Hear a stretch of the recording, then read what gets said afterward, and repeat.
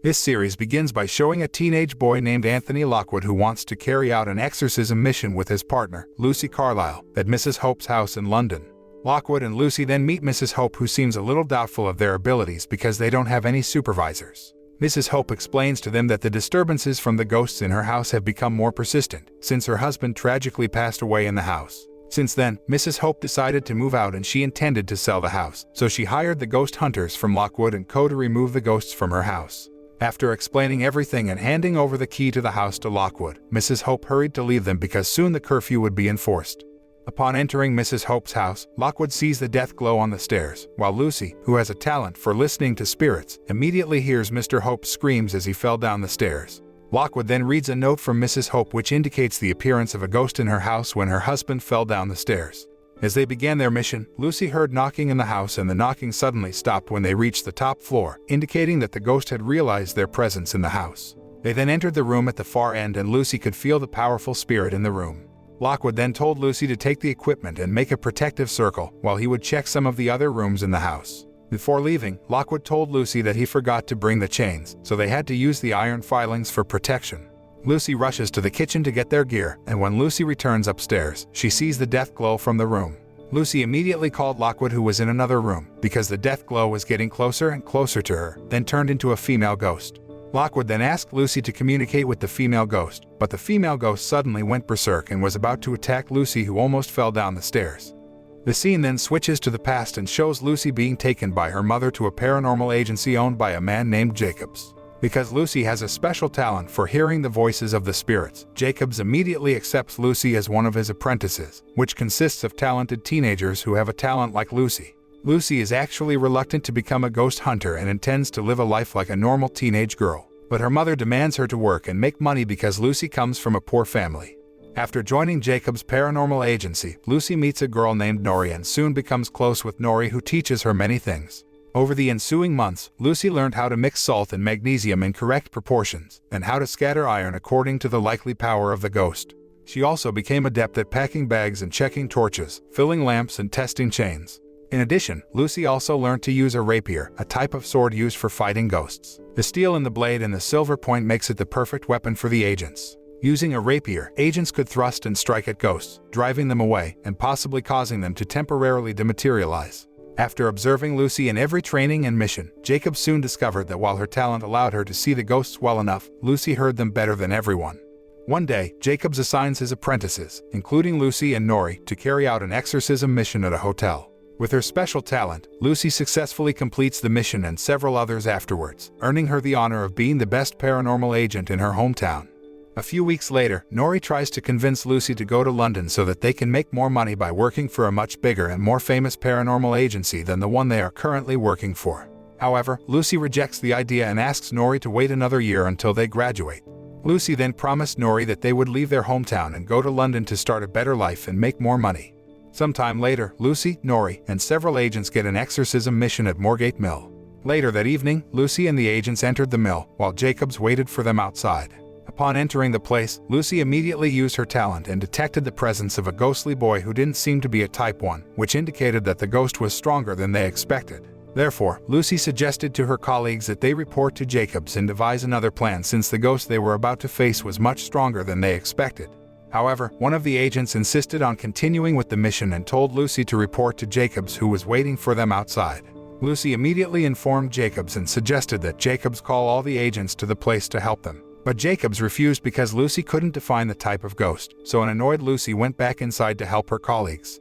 In the mill, Lucy found Nori standing there wide-eyed as if she had just seen something very scary. Lucy immediately helped Nori to get out of the place, while her other colleagues were still trapped inside and faced with a changer, a dangerous type 2 ghost strong enough to alter its appearance during a manifestation, which caused them all to be killed.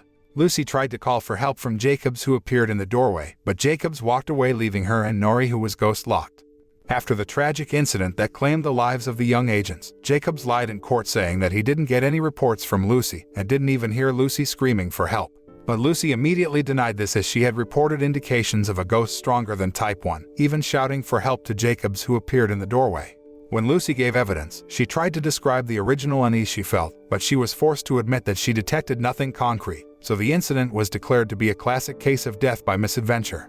Meanwhile, Nori is still in a coma after she suffered a persistent morbid ghost lock. Lucy was devastated by the tragic incident experienced by Nori and her colleagues, but everyone blamed her, including her mother, who forced her to apologize to Jacobs so that Jacobs would accept Lucy back to work at his agency. But Lucy insists that she's innocent, so she ends up getting into an argument with her mother, which leads to her decision to run away from home. The next morning, Lucy packed up her belongings and left her hometown for London by train. Upon arriving in London, Lucy tried to apply for jobs at several paranormal agencies scattered throughout the city. However, because Lucy was only a third-year paranormal agent and didn't have a license from her parents, they refused to hire her. Running out of money and having nowhere to stay when the curfew was about to be enforced, Lucy finally had the courage to apply for a job at a paranormal agency called Lockwood & Co., although she was initially hesitant because she had never heard of Lockwood as a ghost hunter before, especially after learning that Anthony Lockwood, the owner of the agency, was a teenage boy of the same age as Lucy. Lockwood then asked Lucy to use her talent to see through some objects in front of her, one of which was a skull kept in a ghost container. After conducting a series of tests to test her talent, Lucy is finally accepted to work at the Lockwood & Co. agency, where she will partner with Lockwood and a teenage boy named George Karam, who is more enthusiastic about researching and investigating the origins of the problem. The massive issue of hauntings by ghosts in England and hauntings happening almost exclusively at night. After Lucy was officially accepted to work at the agency, Lockwood then took Lucy around as he showed her several rooms in the house, including the basement that was usually used to practice using a rapier and store the weaponry they used to exterminate ghosts. Lockwood then explained that his agency was only established 3 months ago, but his agency was already affiliated with DEPRAC, the Department of Psychic Research and Control that was founded to learn about and find new ways to control the problem and monitor the agencies. Later that evening, Lucy intended to get a glass of water in the kitchen, but she was intrigued by a locked room at the bottom of the stairs leading to the attic. George, who noticed Lucy's curiosity, tried to warn her because Lockwood had forbidden them to open or ask about the room, and it was clear that Lockwood was hiding something in the room. Lucy then meets Lockwood in the library and asks bluntly about Lockwood's past. But unexpectedly, Lockwood cornered Lucy by saying that he had contacted DEPRAC and they confirmed that Lucy was still a third-level agent, which meant that Lucy had faked her documents to apply for a job in London. But Lockwood chose not to make an issue of it as long as Lucy didn't make an issue of his past. In the present, Lockwood tried to fight the female ghost using a rapier and gunpowder, while Lucy tried to keep from falling downstairs by holding onto a painting frame. Fortunately, Lockwood managed to drive the female ghost away temporarily, and he immediately saved Lucy, who almost fell. Upon knowing that the female ghost escaped to the chimney wall, Lockwood and Lucy rushed to make a protective circle of the iron fillings and dismantled the wall to find her body that might be embedded in the wall. At the same time, Lucy realized that the female ghost was hiding behind the door and preparing to attack them. Unfortunately, when they discover a decomposed body in a chimney, they are stunned and accidentally break the circle. The ghost crosses the barrier and reaches for Lockwood. Being touched by a spirit can cause great harm to a human and even killing them. Lucy throws a canister of Greek fire at the ghost because she's desperate to save Lockwood. The resulting flames catch the papers and books in the study on fire. After successfully distracting the female ghost, Lockwood then told Lucy to hurry up and cover the decomposed body with the silver net so that they could completely get rid of the female ghost.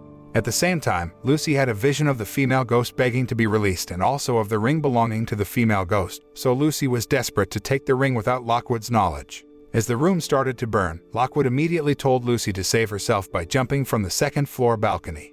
After the incident, Lucy was rushed to the hospital for medical treatment, while Lockwood was interrogated by Inspector Barnes from DEPRAC, who informed him that Mrs. Hope was suing Lockwood for £60,000 in damages caused by Lockwood in her house. The next morning, George tells Lucy that the female ghost in Mrs. Hope's house is Annabelle Ward, an 80s superstar who suddenly disappeared at the height of her popularity. Lucy suspects that Annabelle was a murder victim because they found her body hidden in the chimney of Mrs. Hope's house. After confronting Annabelle Ward's spirit, Lucy kept having visions of her and acting quite strange, so George thought that Lucy might be crazy and suggested to Lockwood to fire her. George reasoned that Lucy was making their situation worse, as they often got into trouble after Lockwood decided to hire Lucy. On the other hand, Lucy took the initiative to tell Nori, who was still in a coma, about her experiences in London. Lucy also expressed her regret for not being able to save Nori and hoped that someday they could realize what they had dreamed of all this time. Later that night, Lucy, who was sleeping, accidentally dropped Annabelle Ward's ring, so the female ghost reappeared and intended to attack Lucy. Lucy, who realizes the presence of Annabelle's spirit in front of her, then rushes out of the room to ask Lockwood and George for help. When Lucy returns to her room with Lockwood and George, who are carrying chains and weapons, Annabelle's spirit reappears and tries to attack them. George seems to wonder why Annabelle's spirit appeared in their house, even though Lucy had covered her body with a silver net. Lockwood concluded that the corpse was not the source of Annabelle's spirit and suspected that Lucy had brought something that was the source of the ghost to their house. After some resistance and managing to get rid of Annabelle's spirit for a while, Lucy immediately took the ring she took from Annabelle's body while arguing that she felt some kind of connection that made her understand what Annabelle felt before her death, as if Annabelle was asking her for help. Lucy also suggests to Lockwood and George to investigate and uncover the truth behind Annabelle Ward's death so that Annabelle can get justice and go to the afterlife in peace. But Lockwood rejected the suggestion and told Lucy that they should destroy the source and finish their work. Because of Lockwood's rejection, Lucy tries to convince George to support her. After much deliberation, George allowed Lucy to create a psychic connection between herself and Annabelle's spirit, assuring Lockwood that they would be able to deal with the Type 2 ghost if the situation worsened, as ghosts usually weaken at dawn. Lucy then sat on a chair while holding Annabelle's ring, hoping to make contact with Annabelle through a psychic connection. As Lucy began to connect with Annabelle, she was able to find out some of the things that Annabelle had experienced before her death. One of which was when Annabelle met a man she really loved and asked him to dance with her. At first the process went quite well, until Lucy suddenly got up from her seat and walked over to Lockwood and acted as if she was being possessed by Annabelle and showed what Annabelle experienced shortly before her death. Because Lucy had lost control, George took the initiative to open the window blinds so that sunlight could enter the room and weaken Annabelle's spirit, who tried to take over Lucy's body. After Lucy regained consciousness, she told them that a man had strangled Annabelle to death. Even though they had gotten a clue that Annabelle Ward's killer was a man, Lockwood decided to finish the job by destroying the ring. Lockwood then informs Lucy and George about Mrs. Hope's lawsuit that requires them to pay damages within 2 weeks. Shortly afterward, Lockwood gets a phone call from Barnes, who tells him to fire Lucy immediately, as it would be illegal for an agency to hire an agent who hadn't attained a grade 4 like Lucy. Lockwood, who was under pressure from Barnes to fire Lucy, then came up with the idea of utilizing Annabelle Ward's fame to solve all the problems experienced by his agency. In fact, Lockwood also felt confident that they could make more than £60,000 and erase the bad image of their agency in society if they managed to uncover the truth behind Annabelle Ward's death. Upon knowing that Lockwood intends to use the power of the media to silence Barnes, Lucy insists to Lockwood that she doesn't want to be in the media spotlight, because she is still traumatized by the tragic incident she experienced in her hometown.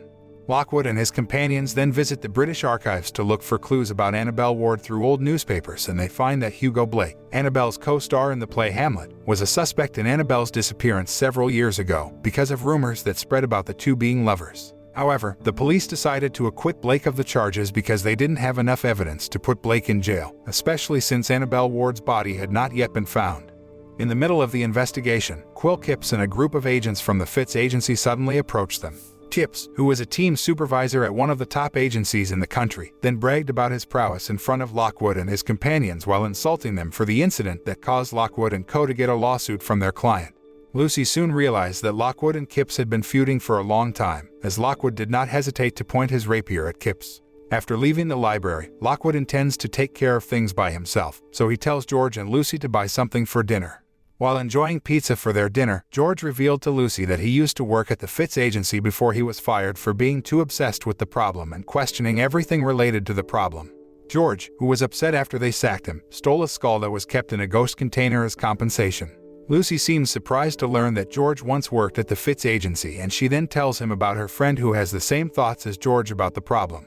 Lucy then tells George about the tragic incident she experienced in her hometown, which has motivated her to flee to London, hoping to find a place that recognizes her worth. In the meantime, Lockwood made a statement in a televised interview that his agency would uncover the truth behind Annabelle Ward's death. The statement not only made Barnes furious because Lockwood had worsened the situation by involving the mass media, but also made Lucy furious because Lockwood deliberately put her in the media spotlight, even though she had previously warned him. Lucy, who felt disappointed in Lockwood, then left them, while George reprimanded Lockwood for not respecting Lucy's wishes, who asked him to keep her out of the media spotlight. Upon hearing that, Lockwood retaliates by questioning George, who previously thought Lucy was crazy and urged him to sack Lucy. George doesn't deny it and admits that his judgment about Lucy was wrong, so he decides to retract his words about Lucy and advises Lockwood not to sack Lucy. Lockwood then reveals that he was forced to put Lucy in the media spotlight because Barnes had ordered him to sack Lucy. Because of Lockwood's statement that Lucy had made psychic contact with the ghost of Annabelle Ward, Barnes told Lucy to prove to him that Hugo Blake was the one who had killed Annabelle. However, Lucy insisted that she couldn't just use her talent, and she also didn't feel anything when she saw Blake in front of her, so Barnes assumed that Lockwood and Lucy were just making it up about the clues they got in the Annabelle Ward murder case.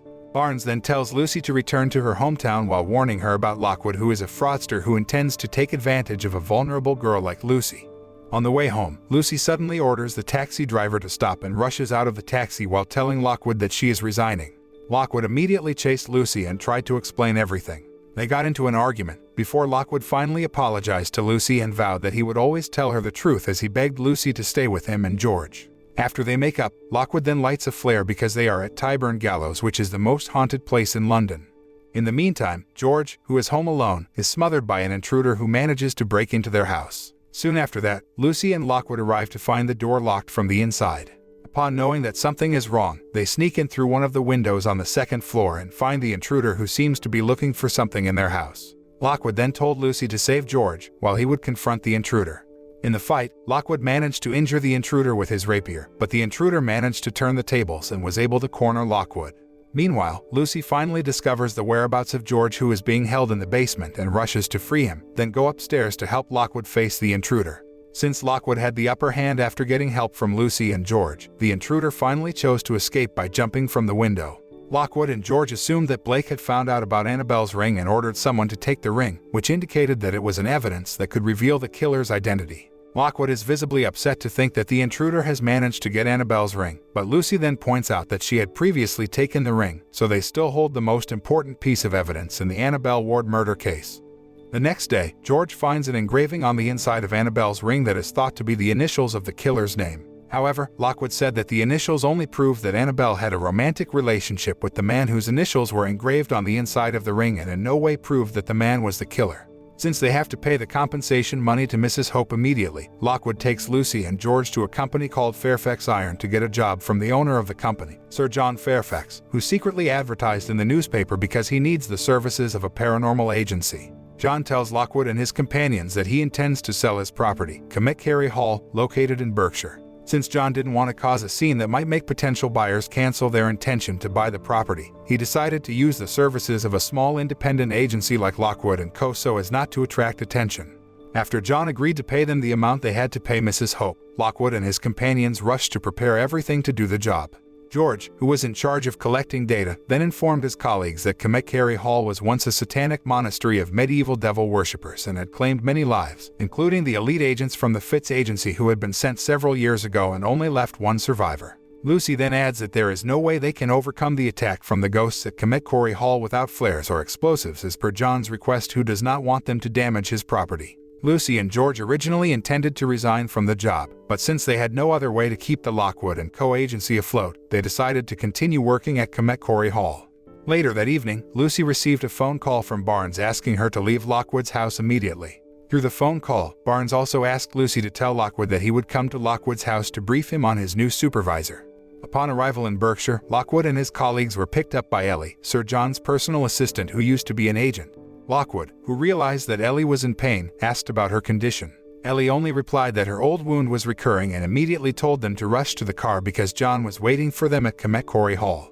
Before Lockwood and his colleagues do their work, John informs them that in the Middle Ages, the monks at the satanic monastery ended their lives horribly, so Cometcarry Hall is currently the most haunted building in Berkshire. John also added that the Screaming Staircase and the Red Room were the main source locations, so they could start their work by checking those areas. While John was giving directions to Lockwood and his colleagues, Ellie suddenly appeared and reported to John that Lockwood was carrying flares and explosives, even though John had forbidden them to use these materials. After getting into an argument with John over the matter, Lockwood and his colleagues finally started their work, while John and Ellie rushed to leave the place before the sun set and the ghosts appeared. After confirming that John and his assistant had left the premises of Cometcarry Hall, Lockwood revealed to Lucy and George that he had previously come to the place to conduct a brief surveillance and smuggle in flares and explosives. They then headed to the second floor and entered a room that was said to be the location of the main source in the house. Inside the room, George could feel the negative energy enveloping the entire wall, while Lucy heard screams of pain from many people. Lockwood revealed that he found too many death glows, so he then asked his co-workers to make a circle of protection from the chains and search the hidden room. While Lockwood and Lucy were checking the walls in the room, George realized that there's something wrong, so he immediately told his colleagues to rush into the circle of protection.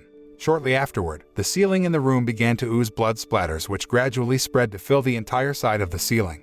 The situation became even worse when the only exit in the room suddenly closed by itself, leaving them trapped inside the room.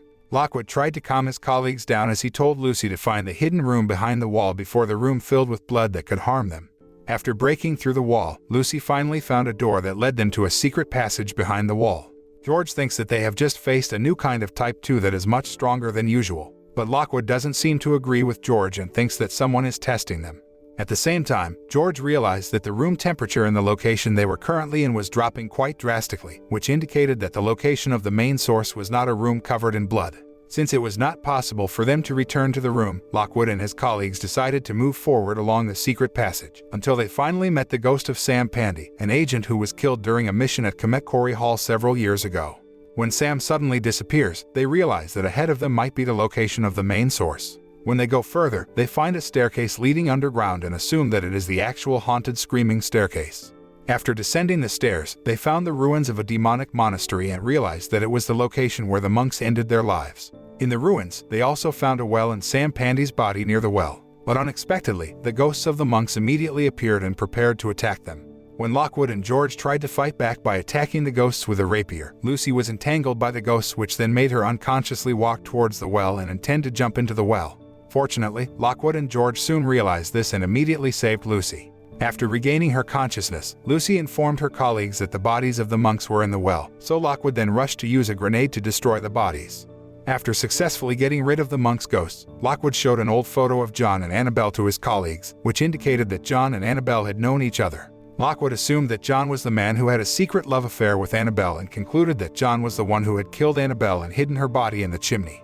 Lockwood and his colleagues then tried to find a way out of the place and finally managed to escape from the underground monastery ruins after breaking the wall. But surprisingly, Ellie and John appeared to confront them and pointed guns at them. John then revealed that his real purpose of hiring Lockwood and his colleagues was to kill them because they were investigating the murder of Annabelle Ward. On the other hand, Lockwood, who had suspected this from the start, concluded that John had ordered Ellie to infiltrate their house and steal Annabelle's ring after Lockwood realized that Ellie was injured in the abdomen, just like the intruder he injured some time ago. John intends to take Annabelle's ring and destroy it because it could reveal his real identity. But everything he had planned was in vain, because Lockwood and his colleagues managed to get rid of the ghost monks and save themselves from the ruins of the demonic monastery underground. John then told Lockwood to hand over Annabelle's ring while threatening to kill him, even though Lockwood had confirmed that he did not have the ring. Since John didn't seem to believe Lockwood's words and intended to kill him, Lucy finally ventured to help Lockwood by showing him Annabelle's ring that she secretly took from the storage room.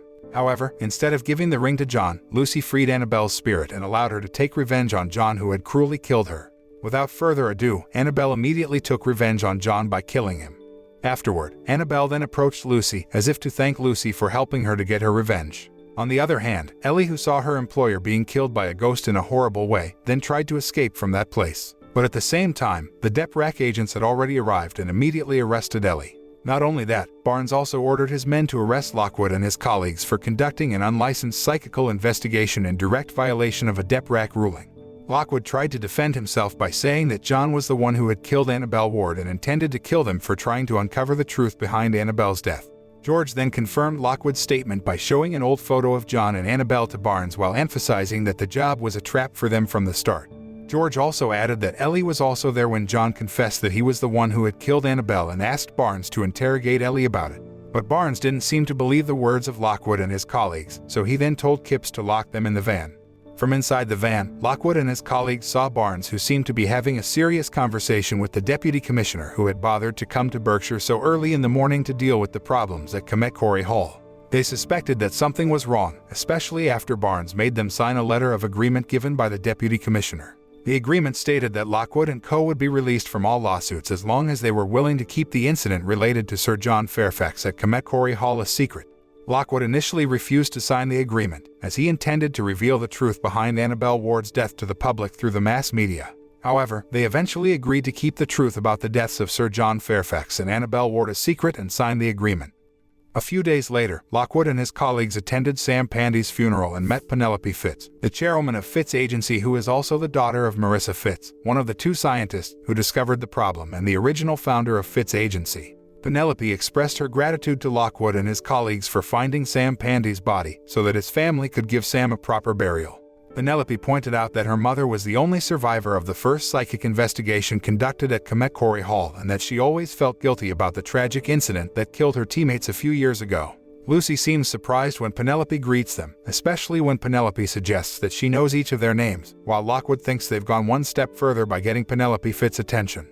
The next day, while George is looking at John's unique glasses that he stole from the crime scene, George discovers a unique symbol engraved on the handle of the glasses. On the other hand, Lockwood was still visibly upset that the Deprak had ruled John's death as a natural death, rather than being killed by a ghost.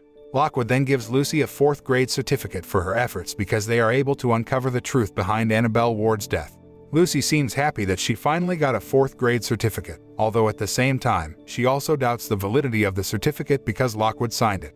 When Lucy is about to put the certificate and John's unique glasses in the safe, she accidentally opens the valve of the skull ghost container. Lucy then heard someone calling her name and she immediately felt weak until she collapsed unconscious. 14 hours later, Lucy finally woke up and realized that Lockwood and George were out hunting the wraith. Shortly after, Lockwood and George finally returned home feeling upset because they didn't get paid, despite having successfully killed the wraiths. While they were inquiring about Lucy's condition, they were suddenly surprised by the arrival of 2 clients who wanted to hire them to conduct a psychic investigation at a cemetery. The clients are a man named Sebastian Saunders and his business partner, Pamela Joplin, from an organization called Sweet Dreams Excavation. Saunders and Pamela decided to hire a paranormal agency to investigate a hidden and unmarked grave that's not on any official lists. Pamela assumes that whoever is buried in the grave must be very powerful because one of her sensitive subordinates experienced nausea and vomiting until she fainted when she found the grave.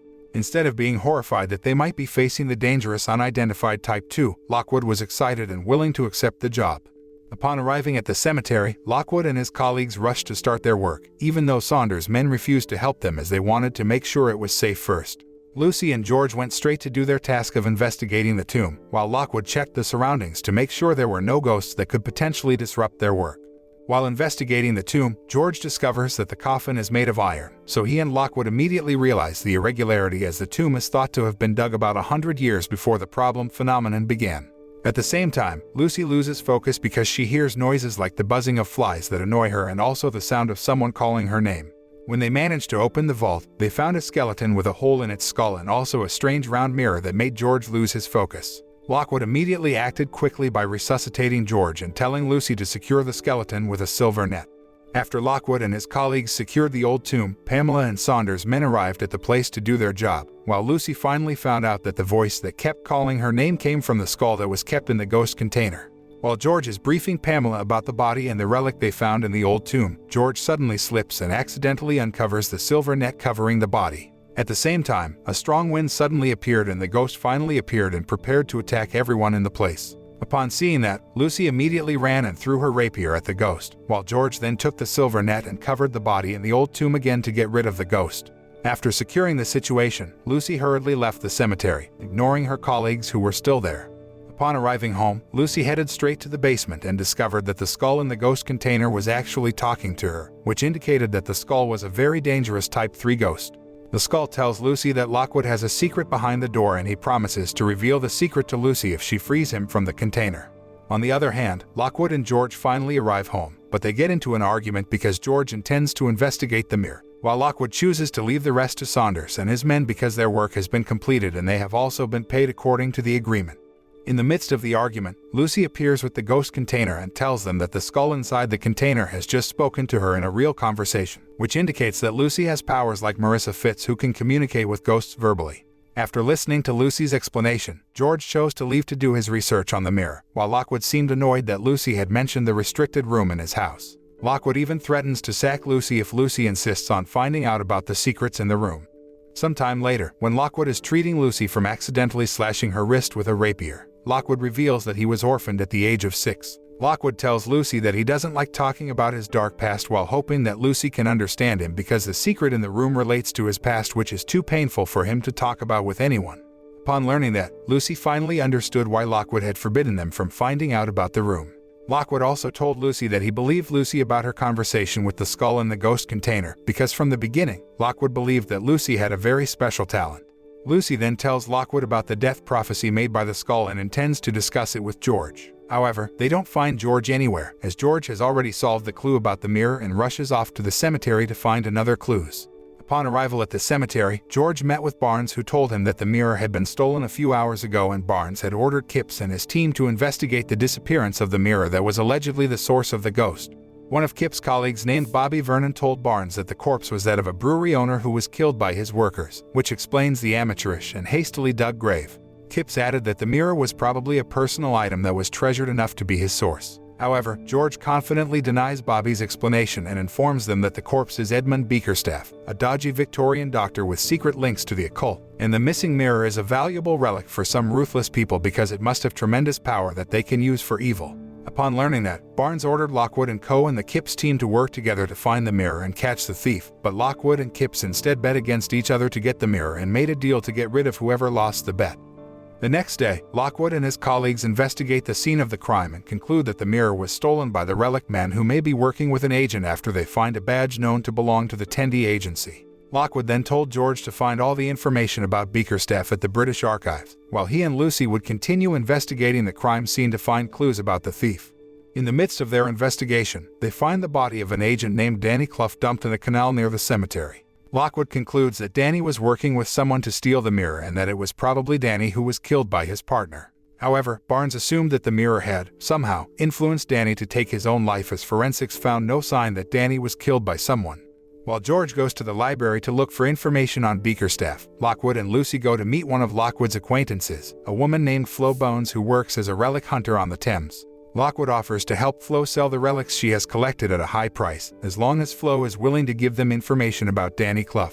Flo informs Lockwood and Lucy that Danny is forced to become a relic hunter because his talent has faded and he is in danger of being fired from the Tendy agency. In addition, Flo also tells them that Danny is working with a man named Jack Carver and warns them not to deal with Carver or with other relic men who work for Julius Winkman, a black market antique dealer who has quite a few men and does not hesitate to kill anyone who gets in their way. In the meantime, George, who gets help from Pamela to access the archive room in the library, decides to accept an offer from Pamela, who invites him to dinner at her house. George and Pamela then got into a very pleasant conversation as they both spent most of their time investigating the problem. Pamela reveals that she has never had any talent, so she decides to learn many things related to the phenomenon of the problem, and intends to uncover the truth behind the phenomenon. After getting information from Flo, Lockwood and Lucy secretly sneak into Winkman's headquarters, hoping to find Bickerstaff's mirror. But unfortunately, Lockwood was spotted by Julius Winkman's wife, Adelaide, who paralyzed Lockwood until he collapsed unconscious. While Lockwood is being interrogated by Julius Winkman, Lucy sneaks into a room and finds Bickerstaff's mirror hidden in an iron safe. Lucy then met Winkman's son, Leopold, and tried to ask him where Lockwood was being kept, but unfortunately, Adelaide found Lucy and immediately paralyzed her, then brought Lucy before Winkman. Since Winkman had captured Lucy, Lockwood begged them to release Lucy while promising that he was willing to die in Lucy's place. However, Winkman and his wife intended to kill them one by one, so they completely ignored Lockwood's plea. Surprisingly, Lucy, who finally woke up from her stupor, quickly grabbed a bottle of flammable liquid and poured it on Winkman and his wife while threatening them with a lighter that had been lit. Lucy then freed Lockwood and they finally managed to escape from Winkman's base. Upon arriving home, Lockwood and his colleagues were surprised by the arrival of Jack Carver with a knife stuck in his back. In his dying state, Carver mumbles about the bone glass and mentions the number 7 instead of 1. Meanwhile, George assumes that the bone glass is Bickerstaff's mirror that they've been looking for and that there could be 7 of them instead of just 1. On the other hand, Lucy hears Carver inviting them to go with him, but Lockwood and George don't hear this because Carver is apparently dead and what Lucy hears is a ghostly whisper. When Barnes and the DEPRAC agents arrive at Lockwood's house to investigate Carver's death, George tells Barnes that the knife the killer used to stab Carver was a mogul dagger made in Paris and believes they can find the person who killed Carver if they find the pair of daggers. But unexpectedly, Barnes intended to dismiss Lockwood and Co. from investigating the disappearance of the Bickerstaff's mirror and hand the case over to the Fitz agency. However, Lockwood and his colleagues managed to convince Barnes that they would not be removed from investigating the case after saying that they were willing to bear all the risks. Before leaving, Barnes told them to find Bickerstaff's bone glass, hand it over to DEPRAC and not deal with the criminals who had stolen the mirror as much as possible. The following day, George informed Lockwood and Lucy about Bickerstaff, who used to be a highly respected doctor and psychiatrist and often held secret meetings at his house, until finally a guest who had attended the meeting, Mary Dulac, suddenly disappeared. George added that 10 years later, Mary Dulac suddenly reappeared and went mad. Lockwood and Lucy assumed that the bone glass was the cause of Mary Dulac losing her sanity, but George seemed to think that the bone glass was a unique relic that had a mysterious power to reveal the truth. In the middle of their conversation, the skull suddenly spoke to Lucy and revealed to her that Bickerstaff was his master. The skull said that he was willing to explain everything to Lucy if Lucy took him to Bickerstaff's house and freed him from the ghostly vessel. Upon learning that, Lucy and her colleagues decided to investigate Bickerstaff's house, and Lockwood allowed Lucy to make any decisions regarding the skull and the investigation at Bickerstaff's house, because only Lucy could communicate with the skull, who was a Type 3. Upon arrival at the Bickerstaff house, Lucy told Lockwood and George to wait outside for 15 minutes, while she and the skull would enter the house first. Following the skull's directions, Lucy found the operating table in the dining room that had been used by Bickerstaff to dissect his patients. The skull then told Lucy about the secret lever hidden underneath the table, which could automatically open the door to the secret cellar in the fireplace. Lucy then entered the secret room under the fireplace and tried to find Bickerstaff's document mentioned by the skull. However, when Lucy managed to find the document, the ghost suddenly appeared in the room and blocked the only exit, leaving Lucy trapped in the room. Lucy realizes that the ghosts are Bickerstaff's patients who were brutally murdered. After the appearance of the ghosts, the skull tried to persuade Lucy to free him from the ghost container, but Lucy seemed to choose to ignore him. Lucy tries to call for help by banging on the locked door, hoping Lockwood and George can hear her. At the same time, Lockwood and George enter the Bickerstaff house and try to locate Lucy. They hear Lucy's screams from the basement inside the fireplace and attempt to force open the locked door. George tells Lockwood that they must find a trigger to open the door, so they rush to check the operating table to find a lever that can open the door. Shortly afterward, they finally manage to open the door and rescue Lucy, then rush to leave the Bickerstaff house. Upon arriving home, Lockwood finds muddy shoe tracks leading to his library and discovers a sleeping Flo. Lockwood then wakes Flo up and tells her that Carver came to him with a dagger stuck in his back and assumes that Winkman has ordered someone to kill Carver. Flo offered several hiding places that Lockwood could use to hide from Winkman and his subordinates, but Lockwood still insisted on finding the bone glass. Upon knowing that Lockwood would never give up an inch before getting his wish, Flo informed him about the private auction held by Winkman and his wife at Fothergill's Wharf tonight. Before leaving, Flo told Lockwood to meet her at Salter's Landing 30 minutes before midnight. Soon after that, George explained to his colleagues about the information he managed to get after examining the documents Lucy found in the basement of Bickerstaff's house. George explained that Bickerstaff conducted cruel experiments on some of his patients to make the bone glass. Instead of killing his patients outright, Bickerstaff deliberately tortured them to ensure that the patients were attached to their bones as a source.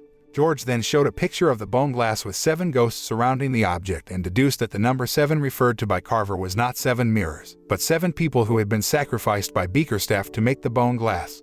George added that he needed the skull to translate some pages written in an ancient language, but Lucy informed him that the skull refused to speak to her after she refused to free him from the ghost container. Upon learning that, George plans to ask for help from Pamela, who is more knowledgeable than him, but Lockwood suggests that they not involve Pamela. In addition, George also told them about Mary Dulac recounting her experience with Bickerstaff in a book, which is currently only owned by the Fitz Agency, which they keep in the Black Library. George intends to find information about Bickerstaff's secret meeting from the book, but Lockwood seems pessimistic as it is impossible for them to infiltrate the Fitz Agency. Surprisingly, Lucy showed them a letter she had found near the front door, which was an invitation letter from the Fitz Agency that were holding a ball for their 50th anniversary. Upon knowing that, Lockwood, who suddenly becomes excited, assigns George to translate the pages and asks Lucy to go shopping as they have to attend the ball in formal attire. Sometime later, Lucy, who was returning home on foot after shopping, was approached by Kipps, who deliberately followed her and tried to persuade her to leave Lockwood & Co. and join the Fitz Agency, which is one of the most prestigious agencies in England. However, Lucy firmly rejects the offer and rushes away, leaving Kipps behind. Unbeknownst to them, Lockwood is secretly watching them from the window, and it seems that he already knows Kip's intention to recruit Lucy. Later that evening, Lucy was all dressed up and ready to go to the ball. Before leaving, Lockwood gave Lucy a necklace and told her that it used to belong to someone who's precious to him. Upon arriving at the ball, Lucy met Penelope Fitz, who explicitly revealed that she was the one who had ordered Kipps to talk to Lucy about the Fitz Agency intending to recruit Lucy. In addition, Penelope also revealed that she had conducted an investigation into the incident at Moorgate Mill and concluded that the cause of the incident was not Lucy's fault. Penelope added that Jacobs should be responsible for the safety of his agents, and she had closed Jacobs' agency as a sanction because Jacobs refused to take responsibility and instead blamed others for the incident. Lucy seemed surprised to hear this and then thanked Penelope for everything she had done to help her. Although Lucy had declined the offer to join the Fitz Agency, Penelope still seemed to be trying to recruit Lucy and told her that she would be happy to be Lucy's confidante. Surprisingly, Lockwood had found out about Penelope trying to recruit Lucy to work at her agency, and Lockwood also openly told Lucy that he saw Lucy talking to Kipps outside the house. In response to Lockwood's words, Lucy did not deny that Kipps and Penelope were indeed trying to recruit her, but she assured Lockwood that she would keep working at Lockwood & Co. because she already considered Lockwood and George as her family. Lockwood seemed relieved after getting Lucy's reassurance, so they could refocus on their mission. After successfully infiltrating the Black Library, Lucy found a display case in which there were several objects that had harp engravings, the same symbol they found on Sir John Fairfax's unique glasses. As they were about to leave the library after finding the book they were looking for, Lockwood and Lucy heard a noise at the door, so they immediately hid to avoid being spotted. Shortly afterwards, Penelope entered the Black Library with a man and had a brief conversation with him. Penelope seemed to be a little annoyed, so she gave the man a small box with a harp symbol and told him to sort out their problem before leaving the library. As the man was about to catch up with Penelope, he found a note accidentally left by Lockwood on top of a drawer and realized that an intruder was hiding in the place. He managed to locate Lockwood and pointed his rapier at Lockwood, then began interrogating him. However, Lucy quickly distracted him and they managed to escape. Upon knowing that the man had warned the security guards about the intruders, Lockwood cleverly activated the salt sprinklers to cause chaos so that they could leave the building. After successfully escaping from the building, Lockwood and Lucy then met Flo and George, who were waiting for them to carry out the next mission. Flo then took them to Fothergill's Wharf by boat and told Lockwood and Lucy the secret way to the auction site, while she and George would wait for them on the boat. However, when Lockwood and Lucy infiltrate the place, they are spotted by one of Winkman's men named Cutter, who turns out to be an undercover DEPRAC agent. Cutter warned Lockwood and Lucy to leave the place immediately because they would die if they made trouble with Winkman and his men. However, Lockwood insisted on continuing the mission because they had to find the bone glass immediately before someone used its power for cruel purposes. Because the mission was so dangerous, Lockwood asked Lucy to leave, as he intended to do it all by himself. However, after making up her mind, Lucy decides to go ahead with Lockwood and face whatever it takes. To infiltrate the auction, Lockwood and Lucy wore robes and face coverings that Winkman had prepared for the auction guests who wanted their identities kept secret. The guests attending the auction seemed to know about Beakerstaff's bone glass, so Winkman did not hesitate to start the bidding at £50,000. With so many guests wanting to get their hands on the bone glass, the price of the relic became even higher, especially when a mysterious man was willing to spend £500,000 to get the relic. In an effort to get the bone glass, Lockwood desperately proposed a higher price than the mysterious man, so the competition to get the relic became even more fierce. Winkman then asked Lockwood and the mysterious man to come forward to provide proof of means because only the two of them were still competing for the bone glass after the other bidders chose to withdraw from the competition. However, Lockwood's cover was soon blown as he was unable to provide the proof, so Lucy lit a flare and threw it onto the stage to distract everyone while Lockwood retrieved the bone glass.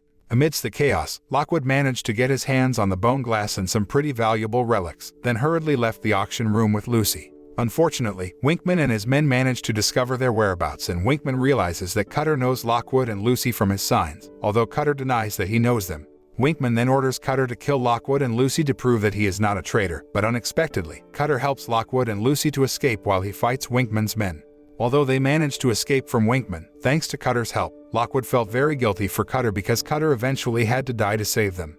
Lucy tried to get Lockwood back in focus, who was still devastated by Cutter's death, saying that they had to get out of the place before Winkman killed them. While trying to find a way out through the roof of the building, Lockwood and Lucy meet the man they met at the Black Library, who turns out to be the mysterious man who offered the bone glass for £500,000. Because the man wielded a gold-plated rapier, Lucy nicknamed him the Golden Blade, and he seemed to like the nickname, even though he still intended to kill them. In the middle of the fight, the Golden Blade told Lockwood and Lucy that Cutter's cover had been blown and Winkman intended to kill Cutter after the auction. However, he didn't expect that Cutter would choose to blow his own cover in order to protect Lockwood and Lucy, although Cutter still dies in the end. When the Golden Blade cornered Lockwood and managed to break his rapier, Lucy rushed to get a piece of wood and hit the Golden Blade on the head until he collapsed unconscious. Since it was impossible for them to find a safer way out, Lockwood decided to throw the bone glass into the river and told George to pick up the relic and hand it over to Barnes. Unfortunately, the Golden Blade reappeared to block them, so Lockwood had to fight him again. While Lucy hurried to throw the bone glass to George and Flo, who had spread a net on the surface of the water to make it easier for them to catch the bone glass. After getting the bone glass, George and Flo rushed to the DEPRAC office, while Lockwood and Lucy decided to jump into the river to save themselves from the Golden Blade who was about to kill them. However, instead of handing over the bone glass to Barnes, George took the relic away and contacted someone to inform that he had retrieved the bone glass. Sometime later, Lockwood and Lucy finally arrived home and discovered the fact about Mary Dulac killing Bickerstaff before the doctor and his cunning servant killed her with the bone glass. Through a confession written by Mary Dulac in the book, they finally learned that the bone glass is not actually an ordinary mirror, but a window that makes anyone who looks into it cursed and has a desire to see more. Lucy finds unique symbols on the illustrations in Mary Dulac's book and seems surprised to find that George has also written these symbols on the tablecloth, which indicates that George has been affected by the power of the bone glass, just like Mary Dulac. On the other hand, George apparently contacted Pamela, who told Harry because Pamela intended to perform a ritual to gain the power of the bone glass. While walking through the catacombs, George accidentally met Kipps, who seemed overwhelmed by a ghost, so George helped him. However, instead of thanking him, Kipps threatened to kill George if George told anyone that he had lost his talent. Shortly afterwards, Pamela appeared and told Kipps to let George go while pointing a knife at Kipps' back. Pamela then handcuffed Kipps and covered his head with a sack so that he could not find out about the ritual they were about to perform. When George asked Pamela why she had brought the knife and handcuffs, she simply replied that everyone in London wanted the bone glass and she was just anticipating what might happen. In the meantime, Lucy tries to find clues from the skull and forces him to reveal everything he knows about the bone glass in order to save George. The skull informs her that George and Pamela are at the cemetery to perform a ritual and asks Lucy to take him to the cemetery to meet his master. Furthermore, the skull explains that no one can refuse to look into the bone glass, even if they try to close their eyes, because the mirror has the power to make anyone lose their mind and just want to look more into the mirror. Upon arrival at the cemetery, Lockwood and Lucy encountered with Bobby and his teammates, who informed them that Kipps followed George secretly into the catacombs. At the same time, Winkman and his men arrive at the cemetery, so Lucy then asks Lockwood and the Fitz agents to face them, while she will go to the catacombs to save George and Kipps. In the middle of the fight, Lockwood told one of Bobby's teammates, Cat Godwin, to keep Winkman and his men away from the catacombs so that they would not attack their teammates who were in the catacombs. Therefore, Lockwood and Kipps' team rushed to escape so that Winkman and his men would catch up with them and stay away from the catacombs. Meanwhile, Kipps, who was taken prisoner by Pamela, tried to persuade George to release him while telling George that Pamela would kill them both. But George denies this because Pamela is an academic and what they are currently doing is a scientific experiment that will not endanger anyone's life. However, George then became suspicious when he found Bickerstaff's body, especially after Pamela said that Bickerstaff made a slight mistake in his experiment. Pamela then explained to George that Bickerstaff was too focused on conducting experiments on adults and he didn't know that it's young people who have the ability to see beyond. Upon learning that, George finally learned that Pamela had intended to use him as an experimental subject from the start, so she prepared handcuffs and a knife to threaten him. However, Kipps suddenly appeared, so Pamela changed her target and made Kipps the subject. Pamela doesn't deny it at all and instead tells George that he should feel proud and honored because he will be part of history for the greatest experiment of all time. Not only that, George eventually learned that Pamela was the one who had killed Carver after observing the knife Pamela used, which turned out to be the counterpart of the Mogul dagger she used to kill Carver. Pamela originally told Carver to steal the bone glass, but Carver betrayed her by selling it to Winkman, so Pamela killed him. Meanwhile, the Lockwood and Kipps team, who were getting overwhelmed by Winkman and his men, decided to use the ghosts in the cemetery to attack them. After escaping from Winkman's men, Lockwood rushed to the catacombs, but instead he encountered with the Golden Blade, who was waiting for him. Lockwood drew his rapier, preparing to fight the Golden Blade, but the Golden Blade didn't seem to want to waste time, so he then shot Lockwood after saying something about Lockwood's parents, which indicated that he knew Lockwood's parents. On the other hand, Lucy managed to discover the whereabouts of George, who was forced to replace Kipps because Kipps had lost his talent. However, Lucy tries to convince Pamela that she can replace George by saying that she has a talent like Marissa Fitz, who can communicate with Type 3 ghosts verbally. Upon hearing that, Pamela agreed and threatened to kill Lucy and George if they dared to deceive her. Instead of looking into the bone glass directly, Lucy used the skull so that he could find out the true power of the bone glass, which was Bickerstaff's masterpiece. However, the skull said that what he saw inside the bone glass was a trap and not the eternal as his master said, so he then told them to destroy the relic.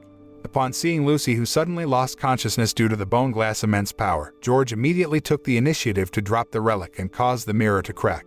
Pamela, who had witnessed the power of the bone glass, then rushed to pick up the mirror and thought that George had broken it. But surprisingly, the bone glass suddenly emitted a blinding light and blew Pamela's body. After the bone glass was shattered into pieces, the 7 souls trapped in the relic were finally free and went peacefully to the afterlife.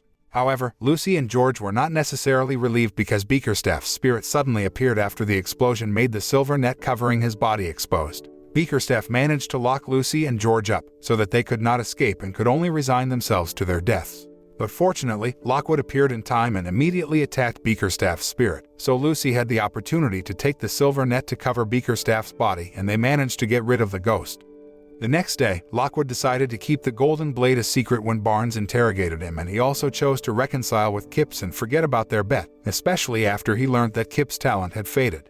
On the other hand, the golden blade informed Penelope that the bone glass had been broken and Deprak had secured the relic. He then apologized to Pamela because he had failed to kill Lockwood. Upon learning that, Pamela didn't seem to care much about it, as long as no one knew about her involvement in the hunt for the bone glass.